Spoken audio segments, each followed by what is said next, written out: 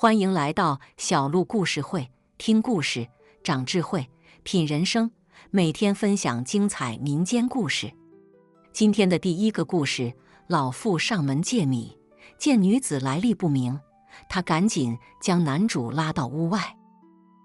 王老汉年轻时是个走南闯北的货郎，见多识广，可到了晚年，腿脚不利索了，便安心在家含饴弄孙。翠花呢，是3年前从外乡嫁过来的，模样俊秀，心地善良，关键是脑子灵光，把家里打理得井井有条。那是一个秋风萧瑟的傍晚，夕阳如同熔金般洒满了整个云隐镇，给这宁静的小镇披上了一层金色的纱衣。王老汉正坐在院子里，抽着旱烟袋，享受着这份难得的宁静。翠花则在厨房里忙活着，准备一家人的晚饭。就在这时，一阵急促的敲门声打破了这份宁静。咚咚咚，有人在家吗？门外传来一个苍老而略带沙哑的声音。王老汉起身，慢悠悠地走过去开门。只见门外站着一位老妇，头发花白，满脸皱纹，身上的衣裳补丁落补丁，显得异常寒酸。老妇手里拄着一根破旧的拐杖，眼里满是疲惫与哀求。这是哪位长辈呀？快请进。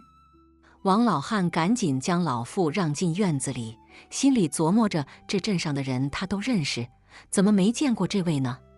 老妇进了院子，环顾四周，眼中闪过一丝惊讶，似乎对王老汉家的境况颇为满意。他叹了口气，缓缓开口：老汉呐，我本是逃荒至此，一路风餐露宿，实在饿得走不动了。听闻您是个心善之人，特来讨口饭吃，再借点米粮应急。王老汉一听，心里五味杂陈。这年头虽然云隐镇富足，但逃荒的也不少。他二话不说，转身就进了厨房，让翠花赶紧给老妇准备些吃的。翠花也是个心细的，不多时，一碗热腾腾的粥和几个刚蒸好的白面馒头就端到了老妇面前。老妇接过食物，3口2口就吃了个精光，显然是饿极了。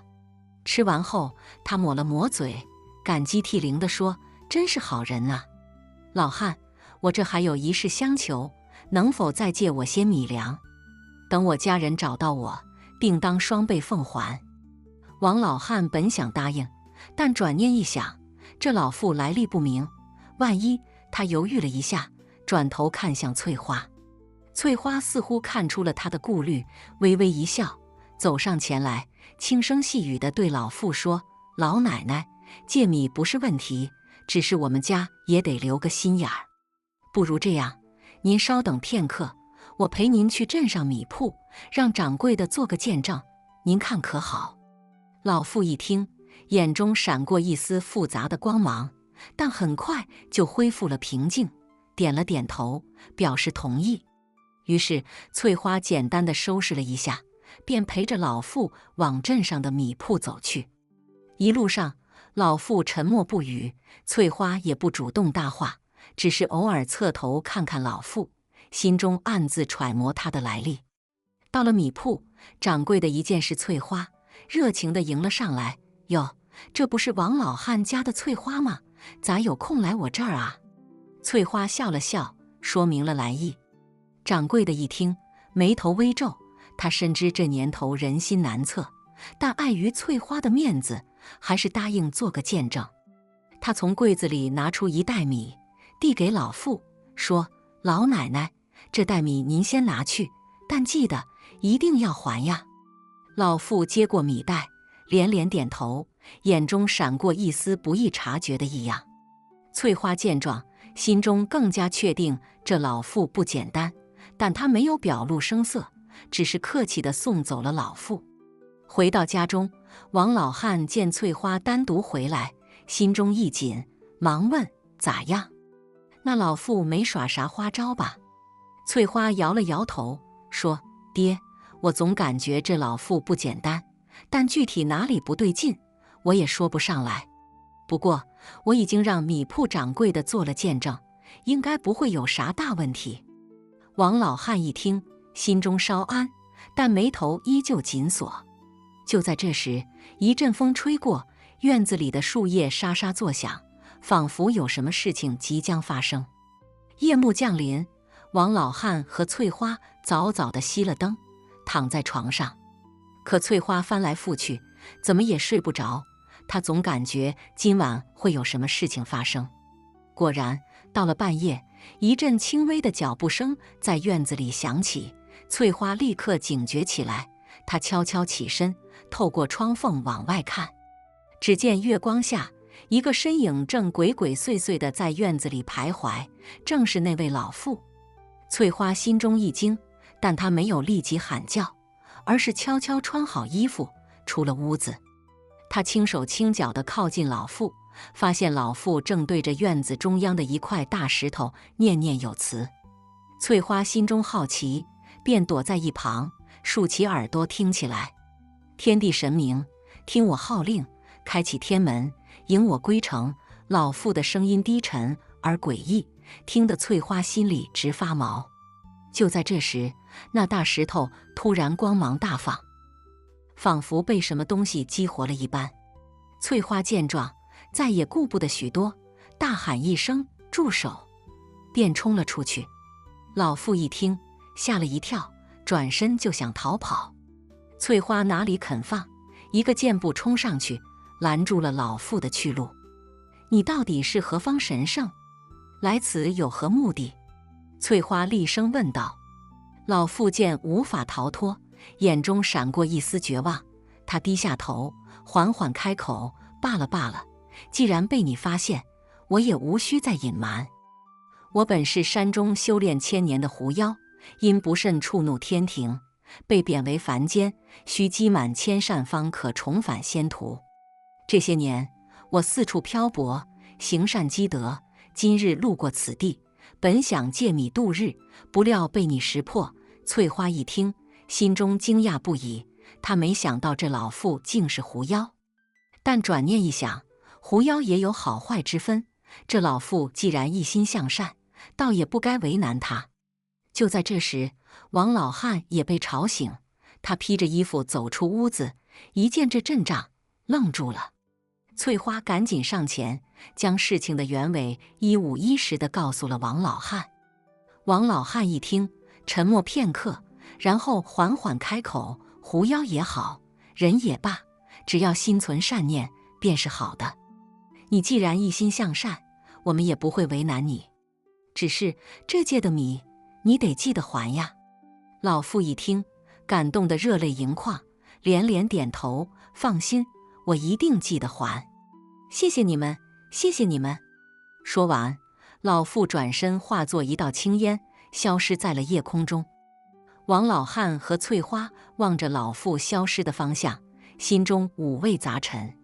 他们知道这世界上还有许多未知的存在，但只要心存善念，便能与万物和谐共处。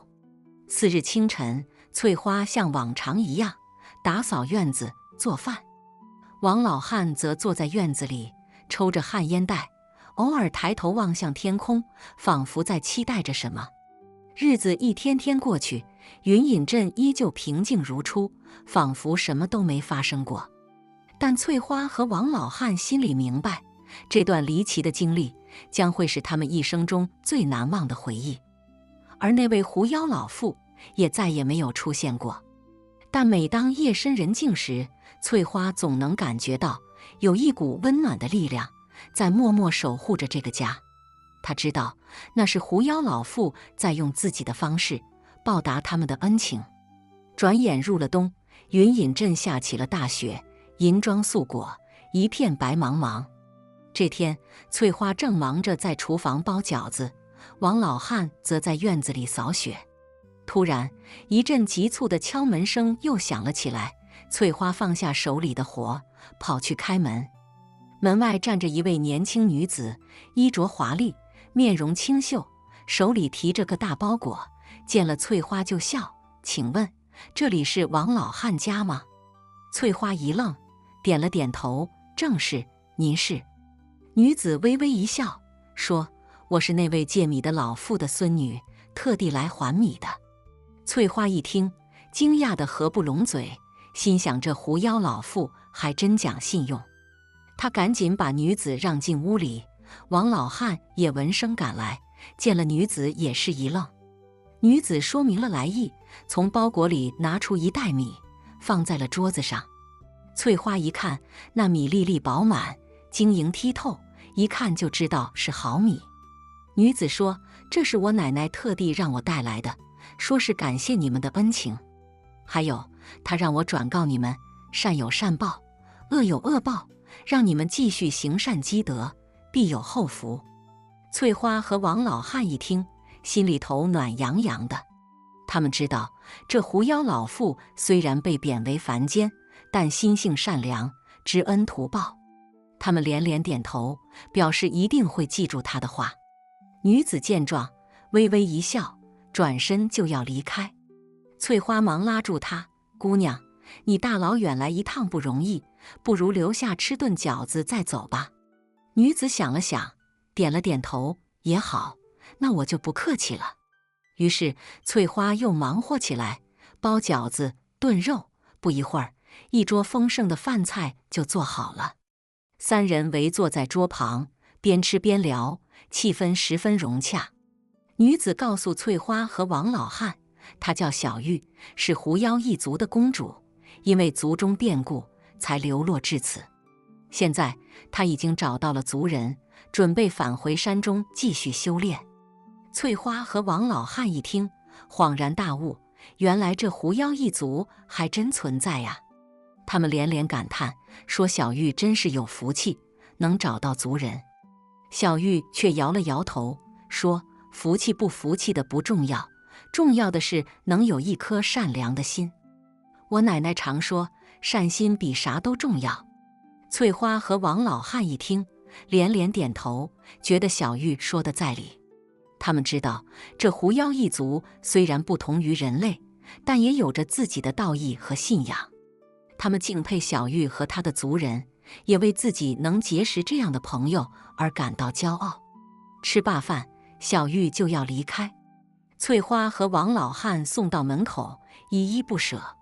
小玉回头对他们笑了笑，说：“别送了，有缘咱们还会再见的。”说完，她转身化作一道青烟，消失在了雪地里。翠花和王老汉望着小玉消失的方向，心中感慨万千。他们知道，这世界上还有许多未知的存在，但只要心存善念，总能与他们和谐共处。他们决定，以后要继续行善积德，多做好事，为自己也为后人积下福报。日子一天天过去，云隐镇又恢复了往日的平静。但翠花和王老汉心里却多了一份牵挂，他们时常会想起小玉和她的奶奶，想起那段离奇的经历。他们知道，那段经历虽然短暂，但却给他们留下了深刻的印象和宝贵的财富。转眼间又过了几年，翠花和王老汉也老了，他们的儿子娶了媳妇，生了孩子，一家人其乐融融。翠花时常会把那段经历讲给儿孙们听，让他们知道善有善报的道理。儿孙们听得津津有味，也深受感动，决定要继续传承家族的善良和美德。而王老汉呢，他依旧喜欢坐在院子里晒太阳，抽旱烟袋。每当夕阳西下的时候，他总会抬头望向天空，仿佛在期待着什么。翠花知道，他是在想念小玉和他的奶奶，是在期待着与他们的再次相见。终于有一天，王老汉在睡梦中安详地离开了人世。翠花悲痛欲绝，但她知道王老汉是带着微笑离开的，因为他在梦中见到了他想念的人。翠花按照王老汉的遗愿，将他安葬在了院子里的大树下，让他能够永远守护着这个家。翠花独自生活着，但她并不孤单，因为她的心中充满了爱和善念。她知道这些爱和善念会陪伴着她度过余生。她也时常会想起小玉和她的奶奶，想起那段离奇的经历。他知道那段经历虽然已经成为了过去，但它却永远铭刻在他的心中，成为他人生中最宝贵的回忆。直到有一天，翠花也老了，走不动了。她躺在床上，望着窗外的天空，心中充满了平静和满足。她知道自己的生命即将走到尽头，但她并不害怕，因为她知道，在另一个世界，王老汉、小玉和他的奶奶正在等着她。他们会在那里继续守护着她，陪伴着她度过永恒的时光。翠花闭上了眼睛，嘴角露出了一丝微笑。她知道自己终于要和他们相见了。在这一刻，她感受到了前所未有的幸福和安宁。她知道这一切都是因为她心存善念，行善积德所得来的回报。她带着微笑离开了人世，留下了一段传奇的故事在云隐镇流传着。故事讲到这里，也算是真正结束了。咱得说，这世间万物啊，皆有灵性，心存善念，总能得到好的回报。就像翠花和王老汉一样，他们用自己的善良和美德，为自己也为后人积下了福报。咱们也得学着点多做善事，多积德，让这世界充满更多的爱和温暖。今天的第二个故事，男人家贫无妻，清明节祭祖时破口大骂，晚上遇见怪事。在那南宋末年，天下纷扰，百姓流离失所。有个男人名叫李大山，生得五大三粗，力大无穷，却家境贫寒，年过30仍未娶妻。李大山是个孤儿，自小由村中的老族长抚养长大，平日里靠打柴为生，日子紧巴巴的。那年的清明节，李大山起了个大早，背上那把磨得锋利的斧头，手里提着几个用草纸包好的冷馒头，准备去后山祭祖。清明时节雨纷纷，那天也不例外，细雨蒙蒙，山路泥泞。李大山走得气喘吁吁，心中却满是愤懑。他一边走一边嘀咕：老天爷呀，你睁睁眼，瞧瞧我这苦命人，自幼无父无母，如今又穷得叮当响，连个媳妇都娶不上。你说我这命咋这么苦呢？到了后山，李大山找到自家祖宗的坟头，摆上冷馒头，点上香烛，刚要跪下磕头，却见那坟头杂草丛生，墓碑也歪斜着，心中更是来气。祖宗啊，你们在天有灵，也不托个梦给我，指条明路。看看这坟头都快被野草淹没了，我这心里头堵得慌啊。说着，李大山竟忍不住破口大骂起来，骂天骂地，骂祖宗不显灵，骂自己命不好。骂了一阵，李大山觉得心里舒坦了些，便拍拍身上的泥土，准备下山。就在这时，一阵风吹过，那坟头竟隐隐有光亮闪动。李大山揉了揉眼睛，以为是看花了眼，再定睛一看，却啥也没有了。他摇摇头，自嘲道：这穷得连眼睛都花了，改天得找点草药敷敷。下了山，李大山回到破旧的草屋，生火做饭。那晚，他吃了几个冷馒头，喝了几口凉水，便早早躺下。睡得正香时，突然听到院子里传来哐当一声，像是有什么东西撞倒了。李大山一咕噜从床上爬起来，抄起一根木棍，小心翼翼地走到门口，猛地推开门，却啥也没看见。娘的，这大半夜的，活见鬼了！李大山骂了一句，正要关门，却见院子里站着一个身穿白衣、头戴斗笠的人。那人身形高挑，背对着他，月光下显得格外神秘。李大山心里咯噔一下，喝道：你是谁？大半夜的跑到我家来干啥？那人缓缓转过身来，月光照亮了他的脸，竟是个貌美如花的女子，眉眼间透着一股仙气。李大山看得呆了，半天说不出话来。那女子微微一笑，道：恩公莫怕，小女子乃山中修炼1000年的白狐，名叫灵儿。今日听恩公在山上祭祖时一番言语，心生怜悯，特来相助。李大山一听，惊得目瞪口呆，半晌才缓过神来，道：“你是狐狸精？”灵儿点了点头，道：“正是。恩公虽然命苦，但心地善良，日后必有福报。小女子愿助恩公脱贫致富，娶妻生子。”李大山一听这话，心中大喜，忙道：“那你要我干啥？”灵儿道：“恩公只需按照我的吩咐行事，不出3年，必能改变命运。”说罢，灵儿从袖中取出一颗闪闪发光的珠子，递给李大山，道：“此乃灵珠，恩公将它放在床头，每日清晨起床后，对着它默念3遍天道酬勤，福报自来，自有其效。”李大山接过灵珠，只觉一股暖流从掌心传来，心中涌起一股莫名的力量。他忙点头答应，将灵珠小心翼翼地放在床头，对着它默念了3遍咒语，然后躺下睡觉。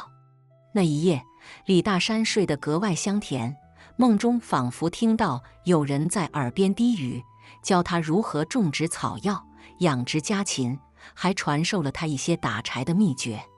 次日清晨醒来，李大山觉得神清气爽，精神焕发，仿佛脱胎换骨一般。从那天起，李大山按照梦中的指示，开始在后山开垦荒地，种植草药。说来也怪，那草药长得格外茂盛，不到半年时间便收获满满。他又按照灵儿的吩咐，将草药拿到集市上去卖，竟换回了不少银两。有了钱，李大山开始修缮房屋，添置家具，日子越过越红火。村里的人见了，都纷纷来打听他的致富秘诀。李大山守口如瓶，只说是祖坟冒青烟，走了狗屎运。转眼间1年过去了，李大山不仅还清了债务，还攒下了一笔不小的积蓄。他想着该娶个媳妇了，便托村里的媒婆去说亲。那媒婆一听说是李大山，眼睛瞪得跟铜铃似的，道：“哟，李大山，你这可是咸鱼翻身了呀！放心，我这就去给你物色个好的。”不久，媒婆便给李大山介绍了一个名叫翠花的姑娘。那翠花长得如花似玉，勤劳贤惠，两人一见面便看对了眼。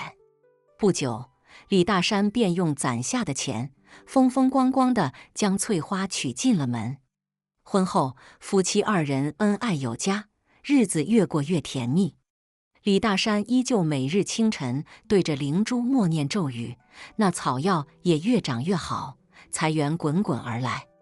村里的人见了，都羡慕不已，纷纷效仿李大山，在后山种植草药。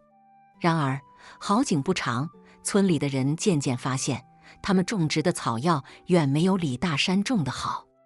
无论他们怎么努力，那草药总是长得稀稀拉拉的，卖不上好价钱。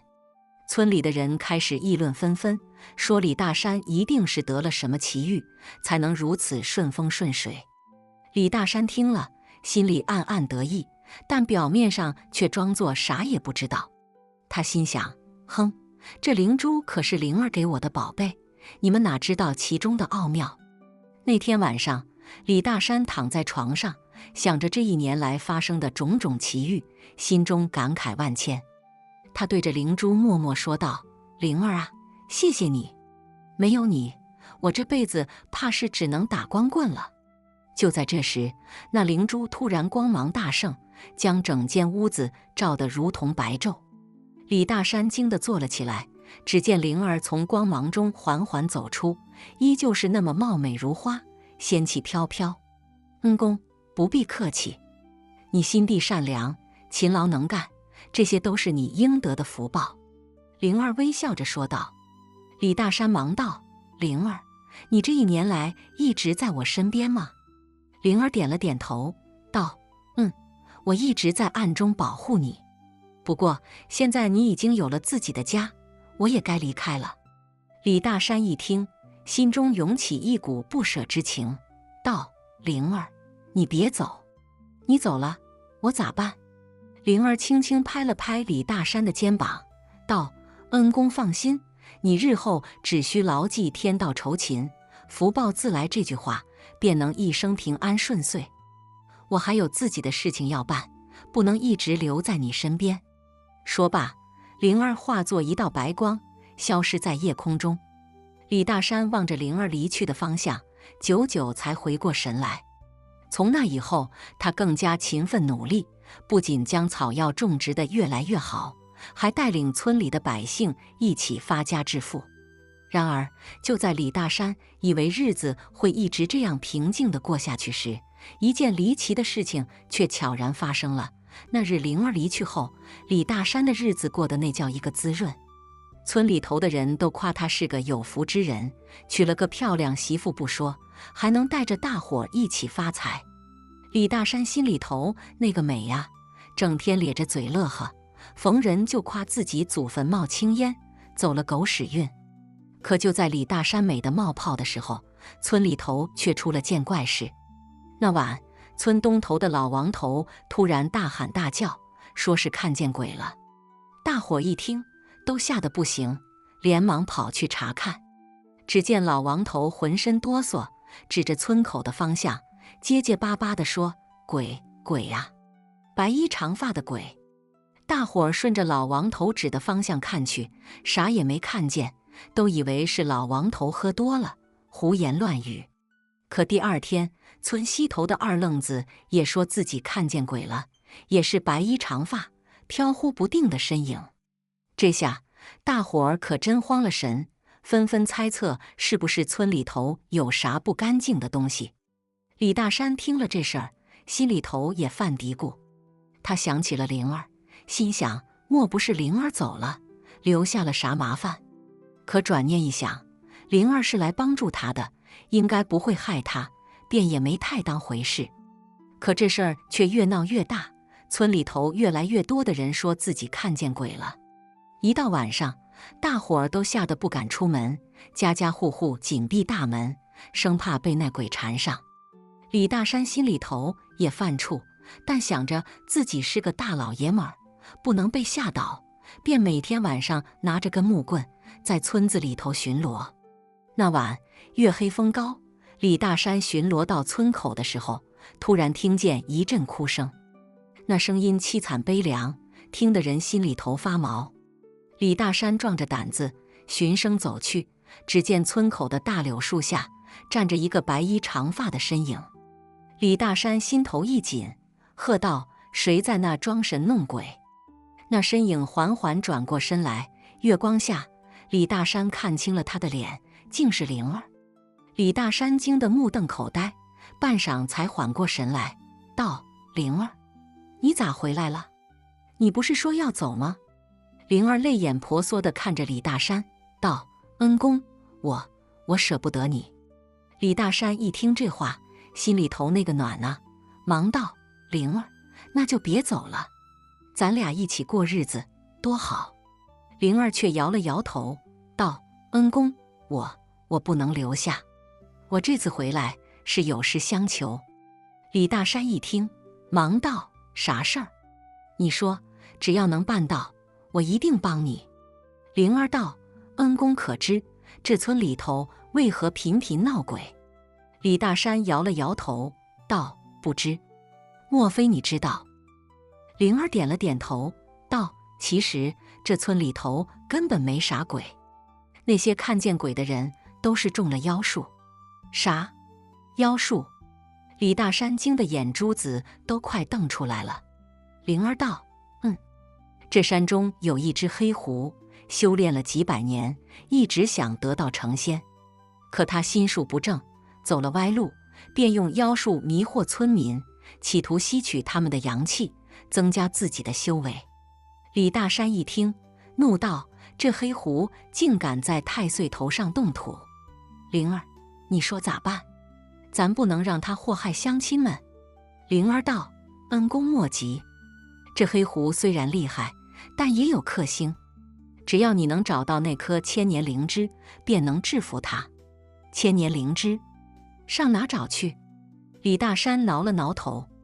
灵儿道：“在那后山深处有一处隐秘的洞穴，洞穴之中便生长着那颗千年灵芝。不过那洞穴危机四伏，你可得小心。李大山一听，拍了拍胸脯，道：“灵儿放心，我这人别的本事没有，就是胆大心细。为了乡亲们，我豁出去了。”说罢，李大山便要动身去后山。灵儿忙拉住他，道：“恩公且慢，这黑狐狡猾得很，你此去一定要小心行事。还有，这颗灵珠你拿着，关键时刻能保你一命。”李大山接过灵珠，感激地点了点头，然后转身消失在夜色中。那晚，李大山在后山走的那叫一个艰难。那山路崎岖陡峭，荆棘丛生，一不小心就能摔个大跟头。可李大山想着乡亲们，咬着牙硬是挺了过去。到了后山深处，李大山果然找到了那个隐秘的洞穴。他小心翼翼地走进洞穴，只见洞壁湿滑，滴水不断。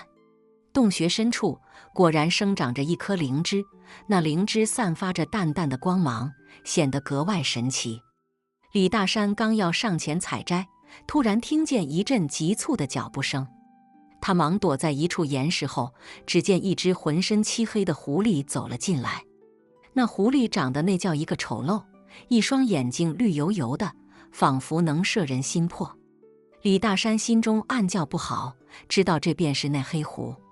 他忙掏出灵珠，紧紧握在手中，准备应战。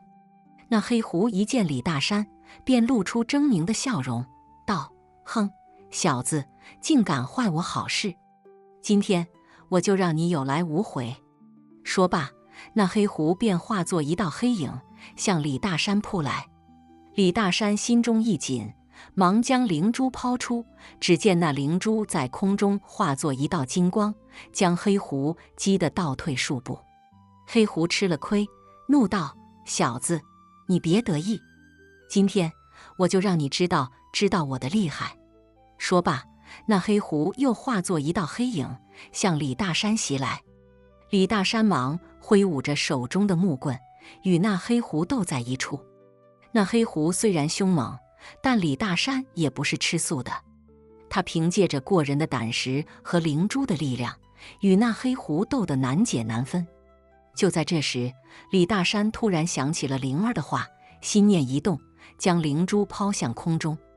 只见那灵珠在空中化作一道金光，将黑狐团团围住。那黑狐被金光困住，动弹不得，发出阵阵惨叫。李大山见状，忙趁机上前，一把摘下那颗千年灵芝。就在这时，那金光突然消失，黑狐趁机挣脱束缚，向李大山扑来。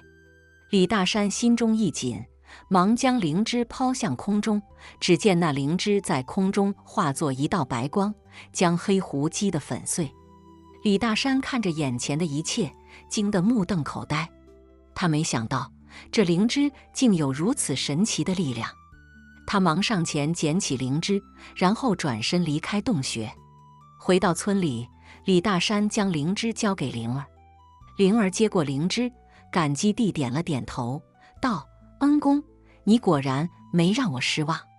有了这灵芝，我便能制服那黑狐，解救乡亲们了。”说罢，灵儿便将灵芝化作一道白光，向后山飞去。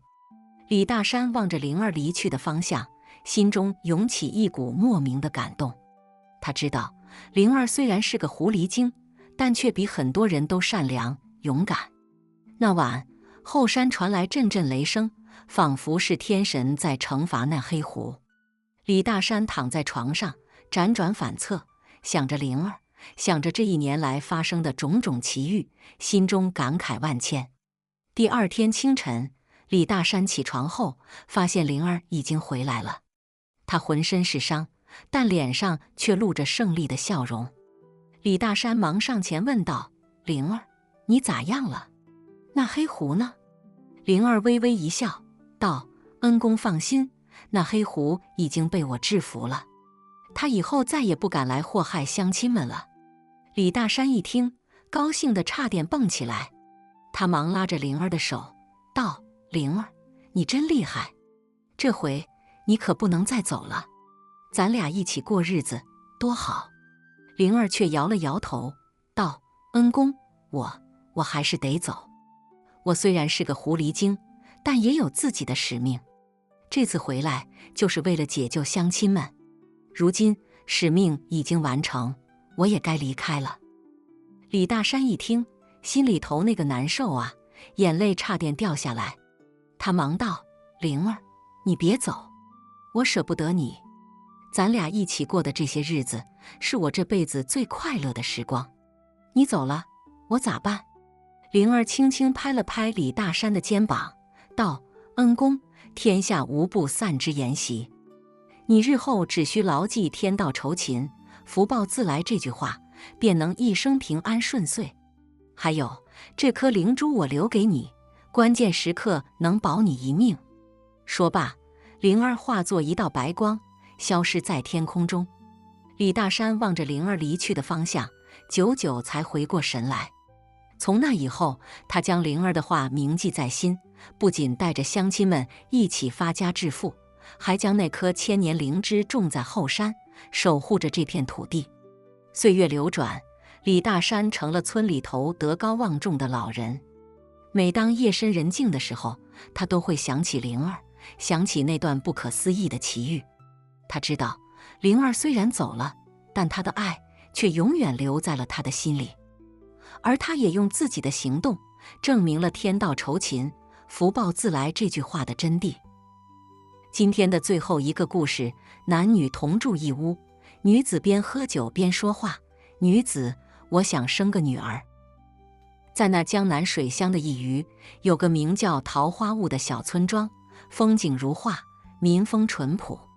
村里头有座古老的狐仙庙，香火虽不鼎盛，却也常有人前来祈福，尤其是那些求子心切的妇人，总爱在这儿虔诚地磕上几个响头。今儿个咱要讲的就是一段与这狐仙庙有关的离奇故事，里头的事儿曲折离奇，保证让您听得津津有味。故事的主角是个叫阿强的年轻人，他父母早逝，独自一人住在村东头一间破旧的瓦房里。阿强这人心眼好，力气大，平时靠打鱼为生，日子过得紧巴巴的，但也还算自在。村里人都说，阿强这小伙子就是命里缺那么一红，意思是说他缺个能暖被窝的媳妇。有一天傍晚，阿强打鱼归来，天边最后一抹夕阳也沉了下去，四周渐渐暗了下来。他扛着渔网，哼着小曲儿往家走，路过狐仙庙时，突然听到里头传来女子的哭泣声，断断续续，凄凉得很。阿强心里头一紧，这大半夜的，谁会在庙里哭呢？他壮着胆子推开庙门，只见一位身着红衣的女子背对着他，正伏在狐仙娘娘的神像前抹泪。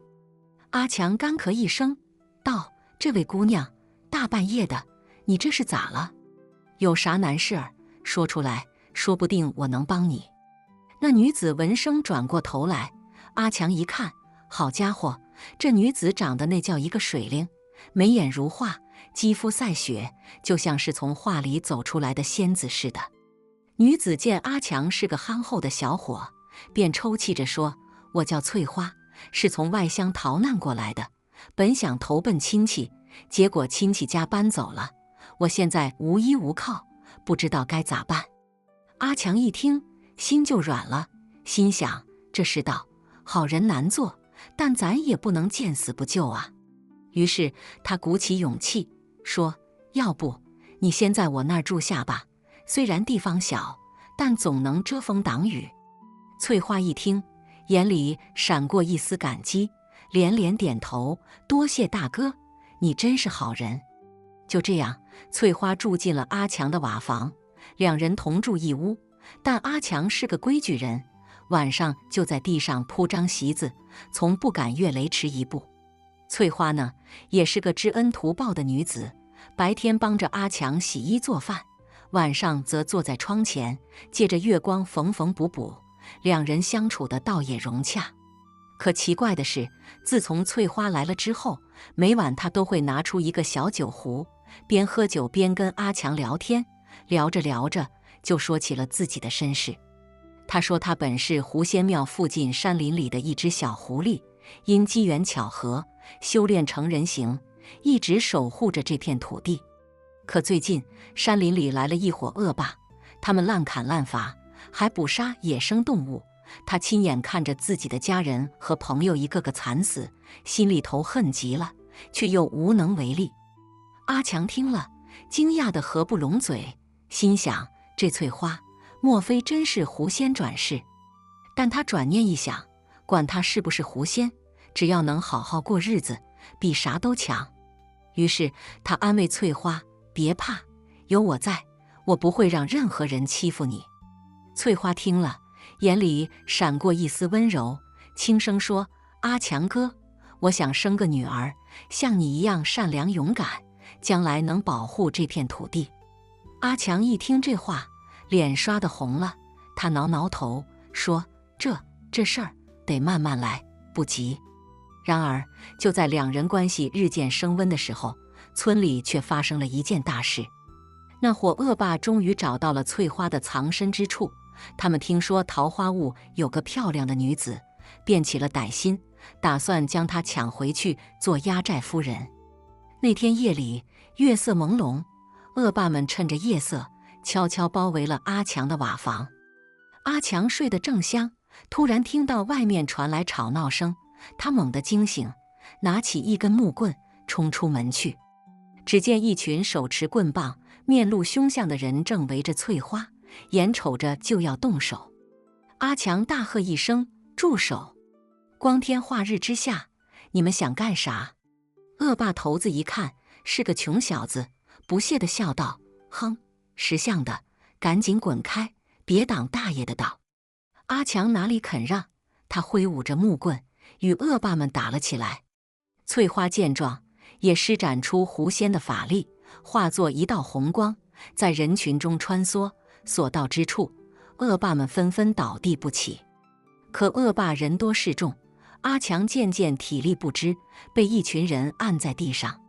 翠花心急如焚，她知道自己不能恋战，否则两人都得交代在这儿。于是她拼尽全力，化作一只巨大的红狐，一声长啸，震得恶霸们耳膜生疼，纷纷松手。阿强趁机挣脱，与翠花并肩作战。最终在翠花的帮助下，恶霸们被一一击退，落荒而逃。战斗结束后，阿强瘫坐在地上，大口大口地喘着粗气。翠花变回人形，走到他身边，轻轻地说，阿强哥，对不起，我瞒了你这么久。阿强摇摇头，苦笑一声，没事，你是狐仙也好，是人也罢，我只知道你是我的翠花。翠花一听，眼里泛起泪花，她紧紧抱住阿强，说，阿强哥，谢谢你，谢谢你愿意接受我。两人相拥而泣，周围的一切仿佛都静止了。就在这时，天空中突然响起一道雷鸣般的声音，翠花，你守护这片土地有功，本仙赐你与人类结合的权利，愿你二人幸福美满，子孙满堂。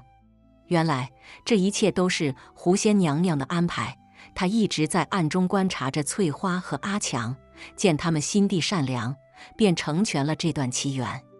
从那以后，翠花和阿强过上了幸福的生活。翠花真的给阿强生了个女儿，那孩子长得聪明伶俐，像极了他母亲。一家人其乐融融，成了桃花坞里人人羡慕的对象。而那伙恶霸呢，他们自从那晚之后就再也没敢回来过。村民们都说是狐仙娘娘显灵了，恶有恶报，让他们知道了厉害。这事儿就这么在桃花坞传开了，成了一段佳话。每当夜幕降临，狐仙庙前总会聚集一群孩童，他们围坐在火堆旁，听老一辈的人讲述着那段离奇曲折的故事，眼中闪烁着好奇与敬畏的光芒。而阿强和翠花呢，他们偶尔会带着女儿来到狐仙庙，感谢狐仙娘娘的恩赐，也为这片土地祈福。他们知道，这一切的缘分都是狐仙娘娘赐予的，他们会好好珍惜，用心守护这份来之不易的幸福。咱们今天的故事就讲到这里，希望各位听众朋友喜欢，也祝愿大家都能像阿强和翠花一样，找到属于自己的幸福，过上美满的生活。咱们下回分解，再见了。那日之后，桃花坞的日子平静了许多，但平静之中又透着那么一股子不平凡。阿强和翠花两口子，那可是村里出了名的恩爱夫妻，走到哪儿都是手挽手，笑眯眯的，让人看了心里头就暖和。他们那闺女小名叫花，长得那叫一个水灵，大眼睛忽闪忽闪的，跟会说话似的，村里老少都喜欢得不得了。花这孩子不光长得招人喜欢，还聪明得很，从小就跟他娘翠花学了不少法术。翠花呢，也乐意教，她说咱家的本事不能带到棺材里去，得传下去。花听了，那是又兴奋又认真，跟着翠花一天天地练，渐渐的也练出了点名堂。阿强呢，别看是个粗人，但对花的教育那可是不含糊。他说，花儿，你娘教你的是本事，爹教你的是做人，记住了，不管啥时候都不能忘本，不能欺负人，要做个堂堂正正的人。花儿点点头，把这些话都记在了心里头。日子就这么一天天地过，花儿也越长越大。有一天，村里突然来了一位道士，那道士穿着一身道袍，手里拿着个拂尘，看起来仙风道骨的。他走到狐仙庙前，围着庙转了好几圈，嘴里还念念有词。村里人都围过来看热闹，不知道这道士葫芦里卖的什么药。那道士转完圈，停下脚步，对众人说，乡亲们，这狐仙庙里头有股子妖气，怕是狐妖作祟呀。这话一出，村里人都炸了锅，纷纷议论起来。有人说，这道士是不是疯了？翠花可是咱们村的大恩人，咋能说他是妖呢？也有人说，这世道啥人都有，说不定这道士就是来骗钱的。阿强听了这话，那是火冒三丈，他冲上前，一把揪住道士的衣领，吼道，你这牛鼻子老道，胡说八道啥？俺媳妇翠花可是大好人，你再乱说，俺对你不客气。道士却不慌不忙，他轻轻推开阿强的手，说，施主息怒，贫道并非无理取闹，实在是这庙里头的妖气太重，贫道不敢不报啊。阿强还想再争辩，却被翠花拦住了。翠花走到道士面前，微微一笑，说，道长，您说这庙里有妖气，那可有解法？道士看了看翠花，眼中闪过一丝惊讶，随即说，解法自然有，但得看你肯不肯配合了。翠花点点头，说，只要能让乡亲们安心，我啥都愿意做。道士听了，从怀里掏出一张符纸，递给翠花，说，这张符纸你贴在胸口，明日午时到庙后的山林里，贫道自会在那里等你。翠花接过符纸，点了点头。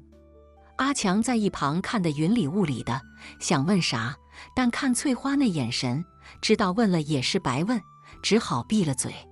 第二天，翠花按照道士的吩咐贴好符纸，独自一人走进了山林。阿强在家里那是坐立不安，心想，这牛鼻子老道到底葫芦里卖的啥药？翠花不会有事吧？时间一分一秒的过去，眼看太阳就要落山了，翠花还没回来。阿强急眼了，拿起一根棍子就要往山林里冲。就在这时，花儿跑了进来，说，爹娘让我告诉你，别担心，他在山林里有点事儿，一会儿就回来。阿强一听，心里稍微安定了点，但还是放心不下，站在门口，眼睛一眨不眨地盯着山林的方向。终于，太阳快落山的时候，翠花回来了。她一进门，阿强就迎了上去，问，咋样了？那牛鼻子老道跟你说啥了？翠花笑了笑，说：“没啥大事，就是让我在山林里待了一会儿，说是除妖。其实啊，那道士根本就不是来除妖的，他是来给我送信的。”送信？送啥信？阿强一头雾水。翠花叹了口气，说：“他告诉我，最近山林里来了一伙盗墓贼，他们盯上了山林里的古墓，打算盗墓。那古墓里头埋着我们狐仙一族的祖先，要是被盗墓贼挖了，我们狐仙一族可就完了。他让我赶紧想办法阻止他们。”阿强一听，这才明白过来，原来那道士是有飞敌呀。他拍了拍胸脯，说：“别怕，咱爷俩去把他们给逮住。”翠花摇了摇头，说：“不行，盗墓贼手里有枪，硬碰硬咱们吃亏，得想个法子智取。”花儿在一旁听了，眼睛一亮，说：“娘，我有办法。”翠花看了看花儿，问：“啥办法？”花儿凑近翠花，嘀嘀咕咕地说了一阵。翠花听了，脸上露出了笑容，说：“这法子好，就这么办。”于是当天晚上，花儿就带着几个小伙伴悄悄地进了山林。他们按照花儿的计划，在古墓周围布满了陷阱，就等着盗墓贼自投罗网了。第二天，盗墓贼果然来了。他们一行人鬼鬼祟祟地进了山林，直奔古墓而去。结果刚走到古墓附近，就踩上了陷阱，一个个摔得七荤八素的。花儿和小伙伴们趁机冲了上去，把他们给逮了个正着。盗墓贼们一看，这哪来的小屁孩呀，还想抓他们？可他们哪知道，这些看似稚嫩的孩子背后都有着不俗的法力呢。花儿一声令下，小伙伴们纷纷施展法术，盗墓贼们被整得哭爹喊娘的，最后只好求饶。花看着他们那怂样，哼了一声，说：“就你们还想盗墓？也不打听打听，这山林是谁的地盘？”盗墓贼们连连点头，发誓以后再也不敢来了。花儿这才放了他们，带着小伙伴们高高兴兴地回家了。阿强和翠花听了花儿的讲述，那是又惊又喜，直夸花儿聪明。翠花说：“看来咱们家的本事，花儿是学到家了。”阿强也笑得合不拢嘴，说：“是啊，咱家花儿那可是咱们桃花坞的小英雄。”这事儿就这么在桃花坞传开了。花儿的小英雄形象，那可是深入人心，成了村里孩子们学习的榜样。而阿强和翠花呢，他们也更加坚定了要把花儿培养成一个有担当、有智慧的人的决心。日子一天天过去，花儿也越长越大，越来越出息。他不仅继承了翠花的法力，还学会了阿强的善良和勇敢。他知道自己肩负着守护这片土地的责任，他要用自己的双手创造出一个更加美好的未来。而桃花坞呢，也在花儿这一代人的努力下，变得更加繁荣昌盛，成为了远近闻名的好地方。每当夜幕降临，村民们总会围坐在狐仙庙前，讲述着那些关于狐仙、关于英雄、关于爱与勇气的故事。而那些故事就像一盏盏明灯，照亮了桃花坞的每一个角落，也照亮了每一个人的心田。好了，今天的故事就听到这了。如果您想发表自己的看法，可以在视频下方随意留言。如果您喜欢我的视频，记得订阅加分享。小鹿祝您好运连连，我们下个视频再见。